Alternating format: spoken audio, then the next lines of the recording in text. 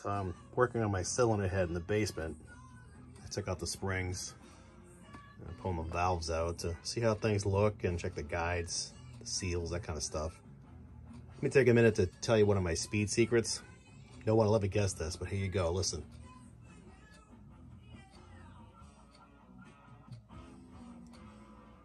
If you listen to Black Sabbath while you work on these things, it's worth about 25 horsepower. I've proven it time and time again, so give it a try on your 2-liter. I'm kidding, of course, but you know. Anyway, so I pulled this thing apart and saw some interesting things. I don't know if you've ever been in one of these things before, but it's aluminum heads. Obviously, it has a little metal gizmo here, a washer, to keep the spring from destroying the head. So the intakes are just like a cup shape. The exhausts, I'm gonna pull the guide off. They appear to be a rotator. I'm working one-handed here, so bear with me. Yeah, it's a rotator, I believe. So every time the valve opens, it spins a half a turn, a quarter turn, whatever. Yeah, you see it? That's a rotator. That way the valve doesn't burn in the seat. What they're working on is debatable. I mean, I'm sure they make a difference, or GM would have spent the money on them. But anyway, so that's what the exhaust sides have. So intake has a cup, the exhaust has a rotator. The seals, I mean, they're intact. They're stiff. I mean, I can't say the rubber is hard. It's got a metal wire around it, so it's some kind of a PC seal, I guess. You know, they are intact.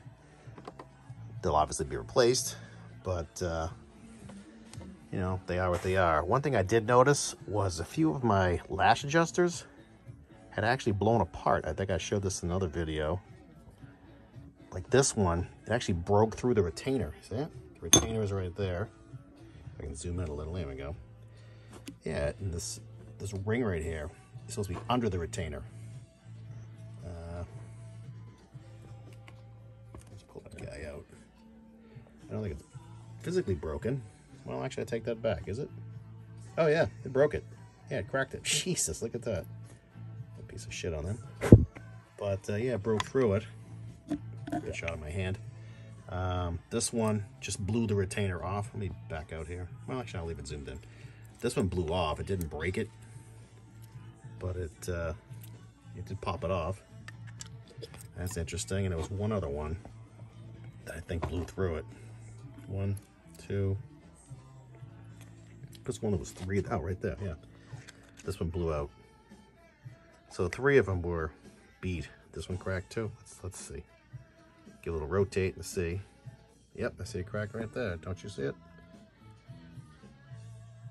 Oh yeah, it's cracked. I don't know what causes that. I showed it to my friend Scott, the machinist, the other day. He thought maybe the valve's being sunk too low. That way these are overextending, you know, on the, let me back out now. Hang on. You know, the valve's too low. These have to come out higher to keep up the lash, or the hydraulic, that's a hydraulic lash compensator is what it is. So if these are low, this has to come out higher, keep the rock around from getting slack. It's possible. We'd have to measure the valve stem heights. I mean, looking at them, you know, it doesn't look like a porcupine, like, you know, not all wavy, but you really need to measure them to see. So that's something to investigate later. You can see this cylinder head has been ported, as I've been saying all along. Let me get a flashlight so you can see it better. Nothing crazy. You know, just port matched. The guide bosses are teardropped. This one's got a new guide. Or maybe they're all like that on the, is that the exhaust side? No, that's the intake side. Maybe they're all like that, I don't know. But, yeah, nothing nutty. And when I pull the valve out, you can see better. Well, actually, this one's already out, so nothing crazy. Bunch of shit flying, oh boy. Yeah, it's beautiful. The exhaust you can't see as well because it's dirty. But, oops. Yeah, it's the same quality of work. My friend Al did these for me years ago. He's got a flow bench. He does a lot of race car porting around here. Does a really nice job. Roll them over a little bit more. Like I said, it's hard to do this one-handed. All right, here we go. Yeah, he did a nice job. He didn't do anything radical in him. Oops. I think being, forced induction, it's not as critical as it is naturally aspirated. What I'd like to do is have him flow this head again, and I have a stock head in my cabinet. I'll have him flow a stock head so we can tell you exactly what the difference is. I do recall when he did this many years ago, he said, your heads flow like shit. And now that I ported it, it just flows bad. He's quite a character, but he wasn't impressed with the flow of these things. Even after they were worked, they weren't much better. But, again, it's force inducted, so I don't know how critical it is. I don't think it's as critical as a naturally aspirated engine. But anyway, these all took a friggin' dump on me. Crap. All right, let's stop for the moment. Put that guy back in. There we go. So, son of a bitch, get in there. These things are slippery. Man. All right, I'll get you later. So, one thing I wanted to take a look at was valve to guide clearance. It's as simple as grabbing the valve and give it a rock. Let's see how much play you have. This one has imperceptible. It's like 0. If I grab it and try to rock it here, I get pretty much nothing. This is number 4 cylinder, back of the engine. Number 3 cylinder had the lower compression. I mean, they were all like 170, and I think this one was, I don't know if it was 150. It wasn't a ton less, but you're supposed to do, what, 10 or 15% difference? It's cost for Wherry, something like that. This one, I want to say, had a tiny bit of play in it. And again, it's hard to focus with one hand while I'm working with the other, so bear with me.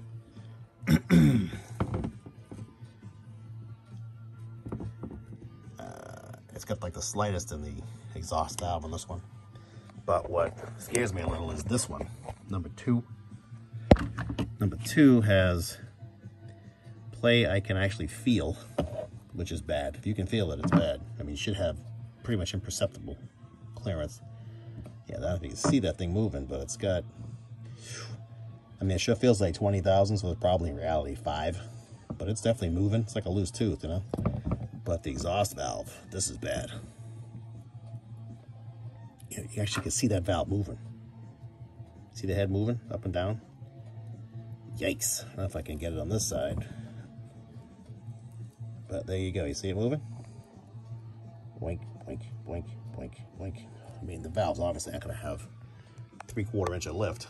They only have, what, 440, I think it is, lift. So let's say it's there. That's the valve lift. But still, you get it. Again, my fat fingers are in the way, and it's hard to show you this, but if I can do the screwdriver. You see it moving? If you grab it, oh, you see it?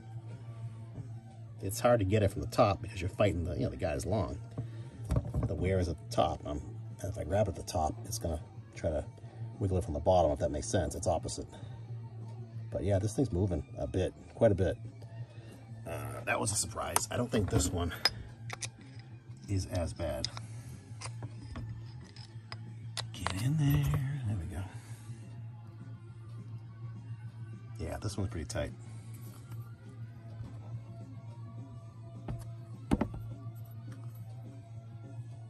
Yeah, this one's not bad. Seems like number 2 is the bad one. So, when you start this thing up, it's been sitting for a while, it huffs some oil out. That's most likely where it's coming from. From number 2, the guide being junk. Let's try this one. No, there's a shitload of play in this one too. Look at that, huh? Yikes. You must be able to see that. I mean, I can see it, but I'm not looking through the viewfinder. Staying up on new music, I try my best, I will listen to other channels here like Octane. Yeah, look at that. Holy shit, look at that. Gonk, gonk, gonk, gonk. Look at that. That's bad. That's pretty bad. So number 1 and number 2 are bad. So it needs guides, at least those 2 cylinders, or it needs, these 2 again, or sleeves, whatever you do nowadays. So that's going to be addressed. Hopefully the valves aren't worn, because parts for these things are tough to get. Certain things. Speaking of parts, I ordered a set of rings from Total Seal. I called them and they recommended a particular ring. It's a stainless steel top ring and it was plasma moly or just carbon or whatever the hell it is, second ring. He said you don't want a plasma top ring because you'll just burn the plasma off from all the heat. Because I told him I'm going to run about 18 pounds of boost, and he said absolutely not. Don't run plasma moly on the top. And he does not recommend gapless on a street car, a turbocharged street car. I don't know why. So those are coming. This engine's all standard too, standard bore, standard rod, standard main. I ordered a set of ACL. I forget if the mains or rods I have coming. I found a guy on Amazon said he had 5 sets or something, so I ordered those. The mains I'm not having much luck with. No one's got them. So I believe the ones I have are ACL. My friend Scott says it's the ACL mark on them. I can't tell. But I know at one point I ran King bearings in an engine, and Kings are really good too. So King does offer a bearing for this thing. I emailed them. They recommended 2 particular bearings. It was their XPC line, which is some kind of super awesome tri-metal coated with happy joy juice, whatever the hell they put on them. They highly recommend them for a turbo engine you're gonna beat the crap out of. So my last email to them was, great, do you have them? Can I buy them direct? And it's Sunday. I don't expect a response till tomorrow. I have found them on eBay. There's a few sketchy looking people who claim they have them. There's some people in the UK who claim they have them. Before I go that route, I'd rather go to the manufacturer. I mean, this shit ain't cheap either. The rings, they're like 190 something bucks with shipping. They're like 180 plus shipping, which is for a 4-cylinder. Jesus, better made of gold. And the bearings, I want to say the rods are like 80 bucks, 89 bucks, and the mains are like 96. But if I ship it from the UK, I'm gonna have to, get a tube of friggin' KY with it when it gets there. So we'll see where I get them from, but I need to get them soon. And then my friend Scott has to do the machine work for me. He wants to, resize my rods. I need to do some head work. And he's behind on a bunch of other projects, so I'm going to be at the back of his line. So it's going to be a little while before this thing sees light again, which sucks. I want to drive it this summer, but whatever. So that's where we are as of today. I need to clean this head up so my cylinder head flow buddy can flow it for me and not cry about it being dirty. And then the old head I got to dig out. That's probably dirty too. And I'll give you a sneak peek. You've probably seen the exhaust manifolds on the bench here, a pile. Since I can't use the manifold I have, it's flanged for a T3, and I'm going to run a T25, 8, whatever you want to call it. I had to dig out my T25 manifolds. This is the original one of my car.